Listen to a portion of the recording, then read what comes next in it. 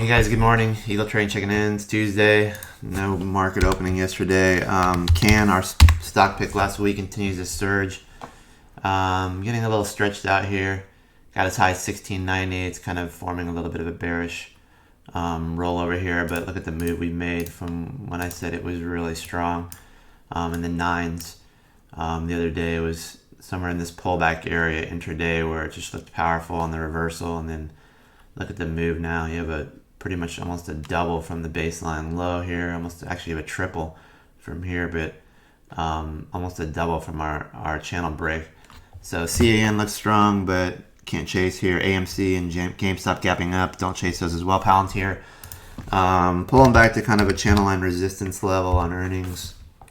I'm sure some people will be buying it today. Here's my channel line, so let's see how that equates intraday on PLTR. You can kind of see, I guess it did bounce off there. Energy levels don't always mean that we're just going to stop directly. That means as you start to push through, they want to pull and snap back. So this kind of looks contained today. We'll see how it trades. I didn't get a look at the reports, so I really can't tell you. ATHE seems to be active. If you can get this over 6,000 shares a minute, this one looks like it might be interesting.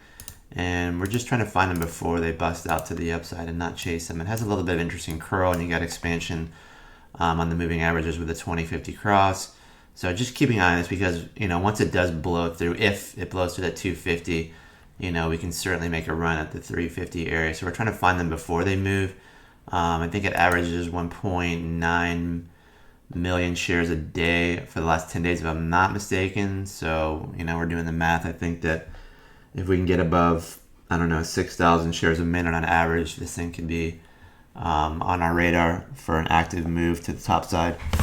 SOS has been raging lately. That one looks good. Socket, I probably would have bought this Friday or last week, because it has a nice little powerful channel to build energy, and then it just blew up today. So can't chase. I think support's around 850 on Fibonacci's, but we've already hit a top target number intraday. But that is a strong move, and I probably would have bought that if it had a stronger breakout.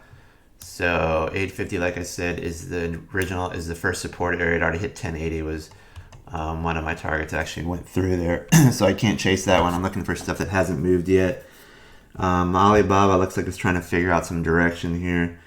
BFT, Bill Foley Transmine. I know that's the guy's name. He's a master in acquisitions and stuff. This is a SPAC. This one looks primed for a move, and today looks like the day it's going to decide what it wants to do short term. I know they got a merger coming up, but this little curl is the stuff we look for. Break through the wedge, pop back up, pull back to the channel line, and now we're starting to curl back up. So it's got resistance at 1730 and then 1773, I believe. But this could be the beginning of a move up to the channel line in the 2050 area. So just keep an eye on that one. I'm not saying it's going to happen today, but today is kind of a short-term pivotal day, not a longer-term pivotal day. Longer term, obviously, we don't want this to close below 16. I do have a small position in here, so I'm not really concerned yet. FSR, keep an eye on that one, and HYLN looks interesting today as well.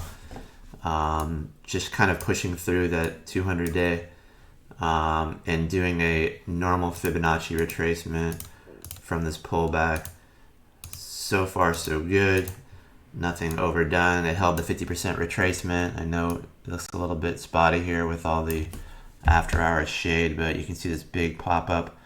I used the common touch on the 100%. I didn't go all the way up to the wick, so it kind of held this area. Now it's showing intraday. If you look at it, it's just kind of hitting some Fibonacci resistance, but it looks like it's trying to figure out if it wants to make another run there.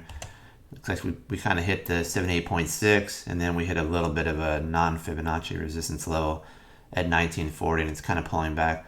A little sloppy, but I believe this one has support to at 1878. But just keep an eye on it, because we start blowing up through these higher end numbers. What happens the next day? It becomes a gapper. So keep an eye on that one as well. I'm trying to see what else is active. SENC, Sensonics has been active. And I said SOS earlier.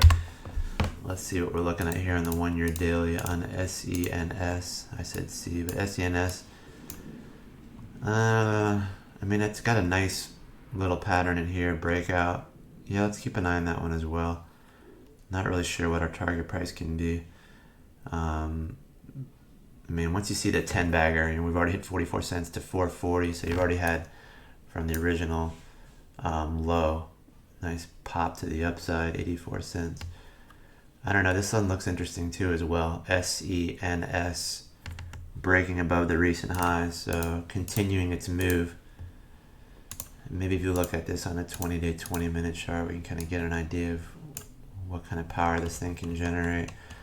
Still a little bit on the high side, but it could grind higher. Has a nice little formation down here and then a pop to the upside. So maybe the channel line is something kind of along this little pivot break.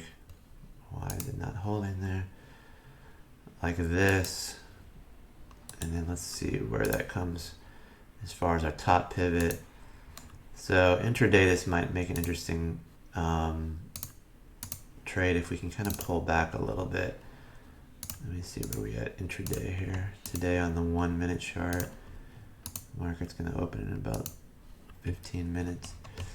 Kind of seems to be an energy level. This kind of looks interesting though. We are gapping up decent this morning, but keep an eye on SENS too. Could break that high of 488. Could get into the low fives. But keep an eye on SENS as well. It looks interesting.